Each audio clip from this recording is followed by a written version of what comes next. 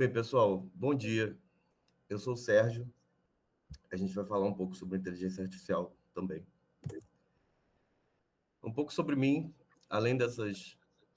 apesar dessas fotos fantásticas que eu tirei do armário, eu sou bacharel de ciência em engenharia da computação. Eu sou engenheiro de software aqui na Diel. Eu não sou profissional de inteligência artificial, não sou cientista de dados, mas eu me interesso por tecnologias disruptivas. Eu fiz meu TCC em blockchain e eu também trabalhei com blockchain um tempo, que foi muito interessante.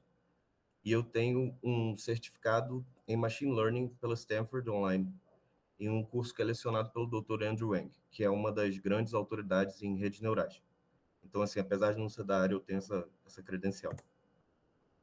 Hoje o papo não vai ser técnico, você não precisa saber de matemática, programação, exatas. A ideia é dar uma base conceitual para vocês, dicas práticas e comunicar muita cautela na hora de usar essas tecnologias, especialmente focado nesses modelos de linguagem.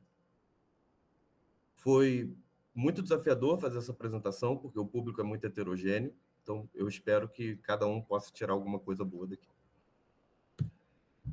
Então, antes de falar de inteligência artificial, eu quero falar de computação tradicional para a gente poder comparar. Então, como funciona? Um programador escreve um código. Sérgio, desculpa, você tá passando os slides? Não passou, não? Não passou, não. Já está no primeiro slide. Travou. Vamos lá. Agora sim a gente viu aí, você apertando o ESC. Então tá, qual foi o último? Agora foi. Quem sou eu, tô vendo quem sou eu, você não. Tava nesse aqui até agora? Não, tava no primeiro ainda, a gente não viu essa da banda, não. Não, então, agora eu não tô no da banda, agora eu tô no primeiro. Vocês estão vendo o primeiro? Não, tô na banda. E esse troço travou. Aí agora... Vai passando aí pelo próprio Google. Eu vou passar assim vocês estão vendo? Isso, passar? Tá vendo.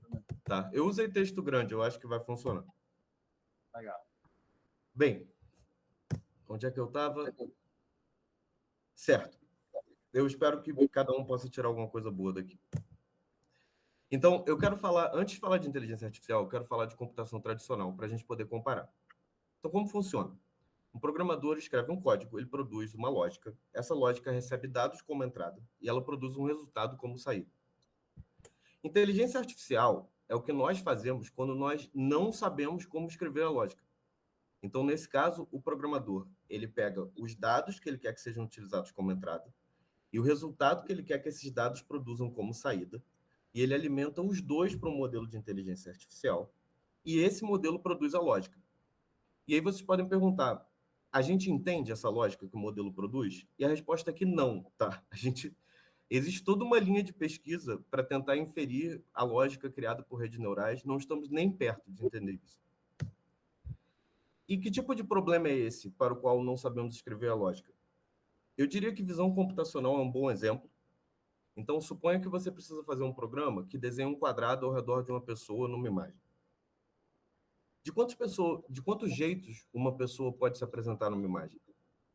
Com quantas roupas, quantos tamanhos, quantos formatos, quantas cores, quantas iluminações, quantos ângulos, quantos fundos, quantos contrastes com o fundo? Como é que eu digo exatamente qual é a disposição de pixels e suas matizes e saturações e valores que representam uma pessoa numa imagem? Do ponto de vista humano, isso é um problema de complexidade infinita. E é por isso que nós utilizamos inteligência artificial para resolver esse problema. Isso também ilustra quão grande é essa decisão de projeto, não é uma decisão leviana. E ela tem trade-offs significativos. IA é mais caro, é mais complexo, é mais lento e é imprevisível. Então, como parte dessa apresentação aqui, a ideia é comunicar cautela para vocês sobre como usar essas IAs, eu trouxe exemplos de IA sendo imprevisível. Então, tem a IA da Google, falando para as pessoas colarem pizza e comerem pedras. Tem a IA do McDonald's, colocando 260 McNuggets no pedido do cliente. Tem aí a da Apple, eles fizeram uma para resumir, quando você tem um grupo de notificações, e aí o cara falou, desculpa, eu estava muito bêbado, eu cheguei em casa e bati direto na cama. E a IA resumiu como bêbado e bati. Então, isso não é o comportamento esperado, certo? Isso é comum quando estamos utilizando esses sistemas. Então, agora que a gente falou da diferença, eu queria falar um pouco de classificação, porque eu acho que essa classificação é relevante para o nosso papo. Então, essa classificação por capacidade. Primeiro, nós temos ANI. Isso é Artificial Narrow Intelligence. É inteligência artificial estreita. Ela tem um propósito muito pontual. Eu diria que o exemplo mais pervasivo é o de recomendação, porque está nos aplicativos que a gente usa todo dia. Então, por exemplo, quando você está scrollando na sua rede social, tem um algoritmo de recomendação que decide qual é o próximo post que o seu feed vai te mostrar. Também as ofertas que você recebe na Amazon, as playlists dinâmicas no Spotify, tudo isso é recomendação. Também tem um exemplo da visão computacional, que foi o que a gente falou mais cedo. Exemplos de quant trading, que é trading bots de mercado financeiro. Exemplos de diagnóstico médico. Tem muitos outros exemplos, tá? Mas todos esses têm esse propósito super pontual. E isso é o que funciona hoje em dia. Isso é o importante. Isso é o que a gente usa, gosta de usar, muitas vezes pagamos para usar. E tem essa classificação AGI, Artificial General Intelligence. Isso é inteligência artificial geral. Eu peguei essa definição, realizar qualquer tarefa intelectual que um ser humano seja capaz de realizar. É aqui que fica interessante, porque tem pessoas hoje em dia muito interessadas em convencer-nos de que esses modelos de linguagem que a gente usa são AGI. E se eles não são AGI, eles estão muito próximos de AGI, como se a próxima iteração fosse ser AGI. E da mesma forma que eu venho aqui dizer para vocês não confiarem muito no que esses modelos falam, eu também acho que nós não podemos confiar muito no que essas pessoas falam. Porque eles são stakeholders de empresas de capital aberto, cujo o preço da ação é positivamente correlacionado com o hype de inteligência artificial. Então, eu trouxe aqui o exemplo do Sam Altman, ele é CEO da OpenAI, que faz o ChatGPT. E em 2023, ele falou que a AGI foi alcançada internamente. E nesse mesmo ano, ele vai no Congresso depor para pedir regulação para a inteligência artificial. Note que ele está pedindo regulação ao detrimento do seu próprio negócio. E ele chega lá com um papo super de arauto do apocalipse, sabe? De que eles fizeram uma coisa internamente que é muito disruptiva, que pode levar ao fim da raça humana, que vai acabar com todos os empregos. E aí, no ano seguinte, ele pede um investimento de aproximadamente 7 trilhões de dólares. Então, eu não sei vocês, mas eu acho difícil acreditar que uma pessoa possa ter feito alguma coisa que vai acabar com todos os empregos e também precise de aproximadamente 7% do PIB mundial de investimento. E aí tem superinteligência artificial, que eu nem vou falar porque não vai dar tempo e também não existe. Então, se esses modelos de linguagem, eles não são AGI, o que eles são? Bem, eles são modelos de inteligência artificial baseados nesse paper da Google de 2017, Attention is All You Need. Nesse paper, eles propuseram uma nova arquitetura de redes neurais, que eles chamam de transformador. Para quem não sabe, o T de GPT é de transformador. Eu gostaria que vocês entendessem esses modelos como uma caixa de estatística que aprendeu a falar. Da mesma forma que o modelo de visão computacional aprendeu a desenhar um quadrado ao redor de pessoas e carros, esse modelo aprendeu a falar. E o que ele está fazendo, de forma muito simplista, tá? Não tecnicamente correta, ele está prevendo a próxima palavra. Ele vai uma palavra de cada vez e ele vê qual a probabilidade da próxima palavra ser X e ele bota aquela palavra lá e continua. E ele tem uma característica interessante, ele fala sobre tudo. Isso é porque ele leu tudo. Porque foi assim que ele foi treinado. Ele aprendeu a falar lendo todos os livros que existem, todos os artigos científicos que existem, todos os códigos publicamente disponíveis. E aí tem essas outras nomenclaturas que eu acho interessante que vocês conheçam. Tem essa ideia do Reasoning Model, né, o modelo de raciocínio. Isso nada mais é do que mais de um modelo de linguagem que fala entre si ou um modelo que fala consigo mesmo de forma adversarial. E tem essa ideia do agente, que é a coisa que trabalha para você, que eu acho perigosíssimo.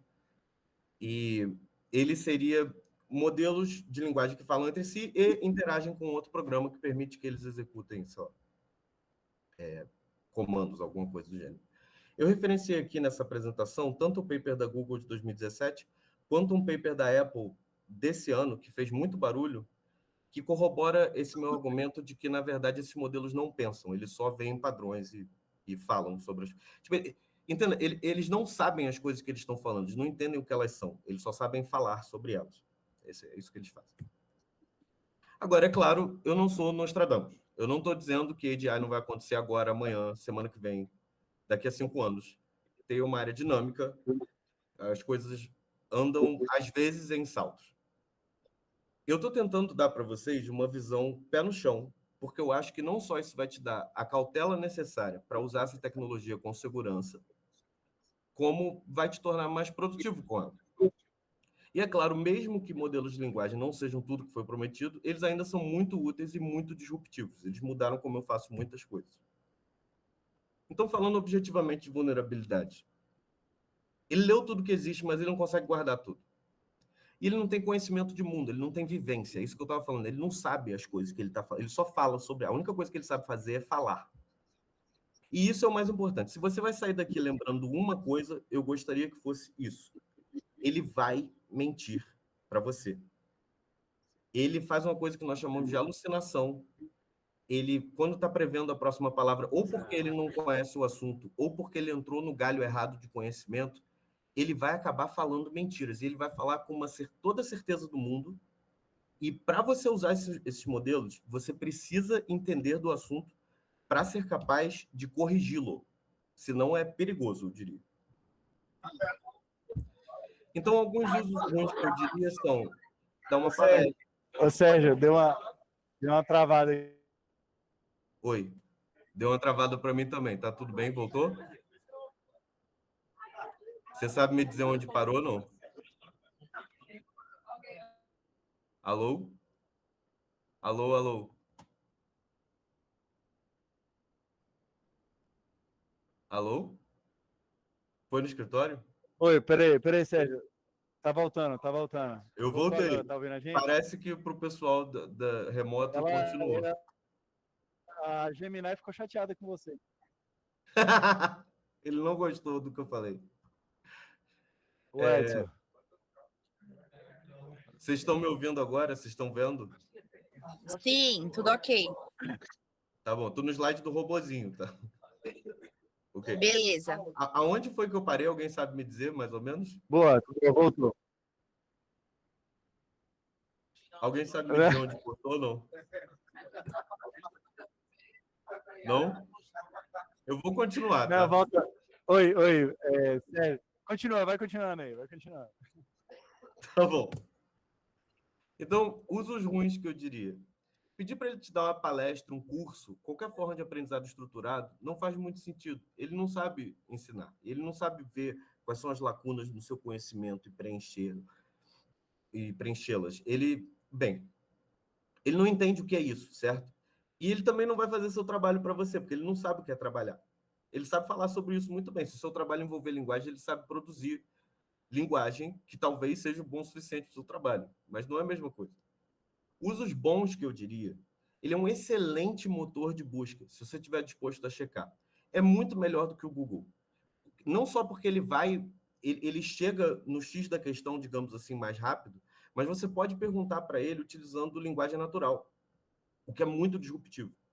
Ele também é um excelente professor se você faz aprendizado ativo, se é você que faz as perguntas, você que direciona o aprendizado, e se você está disposto e tem conhecimento para corrigi-lo se ele errar. Esse eu acho que é o uso mais disruptivo, tá, de modelos de linguagem, é o que eu mais gosto de fazer. Ele também é um bom colaborador criativo se você muda significativamente o conteúdo. Eu acho muito importante mudar o conteúdo, tá? Ninguém aguenta mais esses vídeos de AI slop ou posts vazios no LinkedIn. E é isso. Então, dicas práticas. Eu diria, dê muito contexto sempre. Quando você pede para ele fazer uma coisa, ele não sabe quem você é, o que você sabe, o que você não sabe. Qual é o seu cargo? Aonde vai ser usado isso que você está pedindo para ele? Qual o projeto que você está trabalhando? Quanto mais você falar, você vai aumentando a qualidade da sua resposta. Dizer como você quer a sua resposta objetivamente também ajuda muito. Você quer ela grande, pequena, técnica, poética. Isso faz diferença. Utilizar o histórico da conversa ao seu favor. Ou seja, quando você fala com o modelo, ele cria uma conversa. E ele consegue ver as mensagens anteriores. Então, se você já deu contexto nas mensagens anteriores, você não precisa dar de novo. É só continuar falando. É interessante também não perguntar notícias. Como eu disse, ele foi treinado nos papers e nos livros, ele fala sobre as datas como se soubesse o que é, mas esses modelos, no geral, não são feitos para saber o que aconteceu hoje. Eles até, às vezes, têm uma feature de pesquisar na internet, mas não sei. Cuidado utilizando para isso. E como reflexão final, eu diria para vocês, principalmente, não tentarem usar para substituir seu pensamento crítico. Eu referenciei aqui um outro paper que é do MIT, e os pesquisadores, é desse ano também, fez muito barulho. Os pesquisadores desse paper, eles ficaram tão assustados com o que eles acharam que eles publicaram antes do peer review. E nessa pesquisa eles comparam uma pessoa que escreveu um texto com a ajuda de modelo de linguagem e que escreveu sozinho, do seu próprio cérebro. E eles viram uma diferença muito grande de função cognitiva entre as duas pessoas. Então, o que eu quero dizer, eu não sou neurocientista, o que eu quero dizer é, existe muito que a gente não sabe sobre essa tecnologia. Tomem cuidado. Eu acho que pode ser mais interessante, em vez de sempre focar em usar o modelo para trabalhar para você, para te tornar mais produtivo através dele, focar em usar o modelo para te capacitar, para que você possa se tornar mais produtivo sozinho. Eu queria que tivesse mais pessoas falando sobre isso, eu não vejo muito. E é isso, pessoal. Muito obrigado pelo tempo, muito obrigado pelo espaço. Queria agradecer especialmente aí a Ana por me dar a oportunidade, pela confiança. E eu espero que vocês tenham gostado. Boa, boa.